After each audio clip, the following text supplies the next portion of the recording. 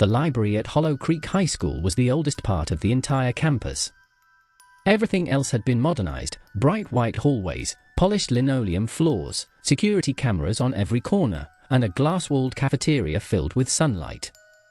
But the library was different. It had survived every renovation, every storm, and every budget cut. Its dark oak shelves, warped wooden floorboards, and the faint, ever-present scent of dust and paper made it feel like a time capsule from another world. Students often said that the library wasn't really part of Hollow Creek High at all. According to old records, it had been inherited from Hollow Creek Academy, a private boarding school that stood there long before the high school was built. The academy had closed after a fire in 1953 that took the lives of 19 students. When the new high school opened in the 70s, the surviving west wing of the old academy had been rebuilt into the library. Teachers avoided talking about it, but everyone in town knew the story.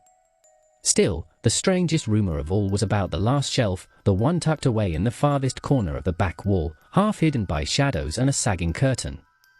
There was a small metal chain stretched across it and a faded paper sign that read, in crooked handwriting, "Restricted.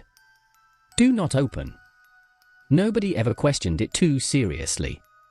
The students assumed it was just old or damaged books. Mrs. Harrow, the librarian, never allowed anyone near it. She wasn't cruel, just firm. If someone asked, she would simply smile tightly and say, "That section isn't for students." And that was the end of the conversation. For decades, the rule went unquestioned. Until 3 students decided to break it. Ethan Carter, Liam Brooks, and Chloe Rivera were juniors, friends since middle school, though friends might have been generous. Ethan was the instigator of almost every bit of trouble they got into. Smart but restless, he hated rules that didn't have reasons. Liam was quieter, the voice of reason who often got dragged along because he didn't like saying no. Chloe, the yearbook photographer, liked stories that sounded like they belonged in a movie. She had a habit of treating every mystery like an adventure waiting to be documented. It was a rainy Friday in October when the idea came up. The storm had been relentless all day, and lunch period was cancelled due to lightning. Students were told to stay indoors. The 3 of them ended up in the library, sitting at a corner table where the light flickered slightly with each rumble of thunder. Chloe had been flipping through an old school yearbook, one from the early 50s that Mrs. Harrow kept in a display case. She pointed at a faded black and white photo of a girl smiling in a checkered dress. The caption read, "Margaret Hale, Class of 1953.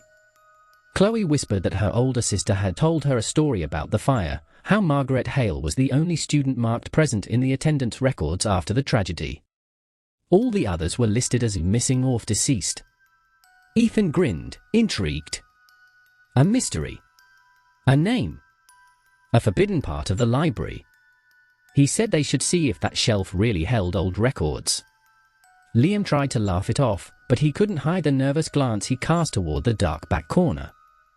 The rain hammered harder against the windows. The lights flickered again, and Mrs. Harrow, sitting at her desk near the entrance, didn't even seem to notice. She just typed away quietly, the rhythmic click of her keys the only steady sound in the room. By the end of the school day, the plan was set. The 3 would come back after hours. No teachers, no librarians, just them and the mystery of the last shelf. When the final bell rang, they pretended to leave with everyone else, then doubled back. Ethan knew the side door's latch never closed properly. They slipped in around 6, long after the custodians had left. The storm was still raging outside, wind howling through the eaves, the sky flashing white every few seconds. The library was darker than they expected. Only a few emergency lights cast dim orange pools across the floor. Their footsteps echoed as they crept between the rows of shelves. Dust drifted in the air, glowing faintly in the light of their phone flashlights. Liam hesitated. He whispered that maybe they should wait until Monday, maybe ask Mrs. Harrow directly. Ethan ignored him and kept walking. The air grew colder as they moved toward the back. The floor creaked beneath their sneakers. At last, they stood before the final shelf. It leaned slightly to one side, its wooden edges rough and splintered with age. The chain hung loosely across the middle, the restricted sign half torn. Ethan ran his hand over it. The wood was cold, unnaturally so, like touching metal in winter. He unhooked the chain and dropped it to the floor. Behind the first row of dusty books, he noticed something unusual. The books didn't have titles, just numbers etched into their spines. He pulled one out. The cover read, in fading gold letters, Hollow Creek Academy, Attendance 1953. He opened it carefully. The pages were yellowed and brittle, filled with neat handwriting. A list of names, each marked with a check mark next to the word present. Every line had been crossed out in thick black ink, except the last one. Margaret Hale, present. Chloe leaned closer, her voice barely a whisper. She said that was the same name from the yearbook photo. Liam muttered that it was probably just coincidence. Then, before they could say another word, the lights went out. Everything was silent for a moment except the rain outside. Then came a faint sound, like pages turning in the dark. Ethan lifted his phone to look around. The beam shook in his hand. Chloe's flashlight caught the edge of the shelf, and for a split second, they saw something move behind it. A whisper floated through the air, barely audible. It was soft, like breath against their ears. Liam froze. Chloe's eyes went wide. The whisper came again, closer this time. The books began to tremble, one by one. Dust fell like ash from the shelves. A single book slid out and dropped to the floor. Then another.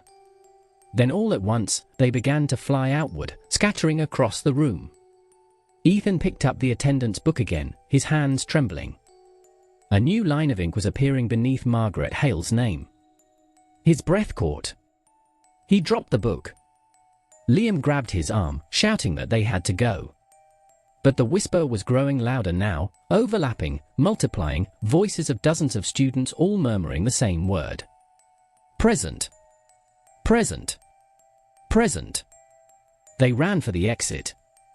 The door was only a few feet away, but when Ethan grabbed the handle, it wouldn't move. It felt locked, though he'd left it open. The metal was ice cold, burning his skin.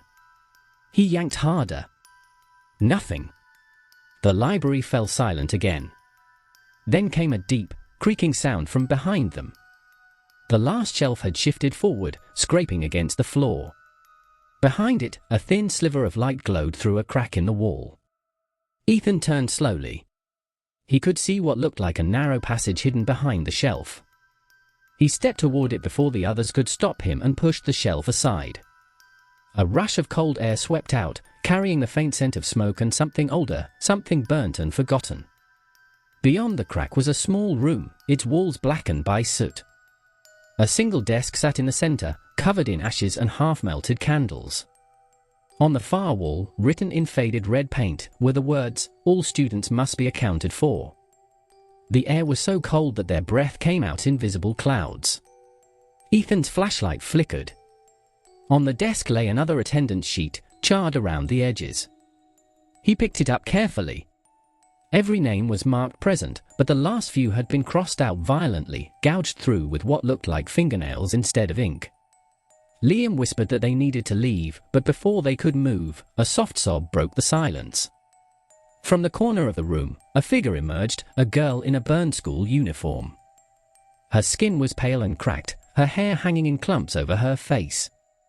Smoke curled faintly around her shoulders. Her eyes were hollow, black pits that seemed to swallow the light. Her voice trembled as she spoke. "You're late for roll call." Chloe screamed. Ethan stumbled back. The door they'd come through slammed shut. The girl tilted her head. "You weren't here before," she said. "Now you are." The attendance book on the desk snapped open by itself. The pages flipped rapidly until the pen marks began to move again, forming new names. Liam Brooks, present. Chloe Rivera, present. Ethan shouted for it to stop, but the girl just stared at him. "You came when you weren't called," she whispered. Her voice echoed as if more than one person were speaking at once. Ethan grabbed a candle from the desk and threw it. The wax splattered across the wall, but the flame reignited midair and crawled upward. The girl's cracked lips curved into a faint smile. Fire doesn't hurt me anymore. Flames erupted along the walls. Smoke filled the tiny room. Chloe coughed, stumbling toward the far end where she spotted a small, boarded-up window. Ethan smashed it open with a chair. Rain poured in, the wind howling through the gap. Chloe climbed first, cutting her hands on the glass. Liam followed, dragging himself through. Ethan was last, but as he pulled himself up, something gripped his ankle. The girl's cold fingers wrapped around him. Her empty eyes stared up. "You can't leave," she whispered. "You're on the list now." Ethan kicked wildly, screaming. Liam reached through the window, grabbed his arm, and pulled with all his strength. With one final wrench, Ethan broke free. The three of them fell out into the mud and the rain. When they looked back through the shattered window, the fire was gone. The room was dark. The shelf looked untouched. They ran until the school was a blur behind them. None of them spoke on the way home. The next morning, the principal didn't believe a word of their story. The library was fine, no burn marks, no broken window, no fallen books. When they tried to show the attendance records, the shelf was full of ordinary textbooks. Mrs. Harrow was calm but pale when she called them into her office. Her voice shook as she said, "You opened it, didn't you?" Ethan nodded slowly. She told them the truth.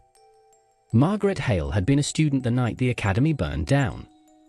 She wasn't in her seat during evening roll call, and she was the only one who survived.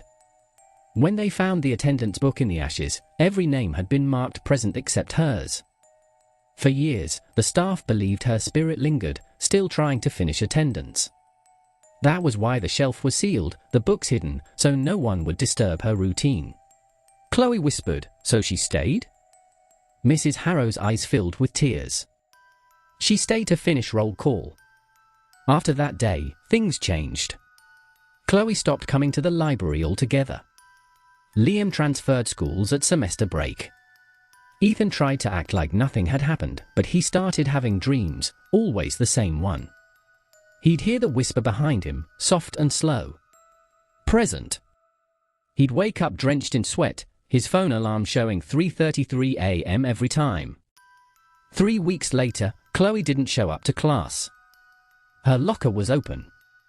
Her backpack sat untouched. No one saw her leave.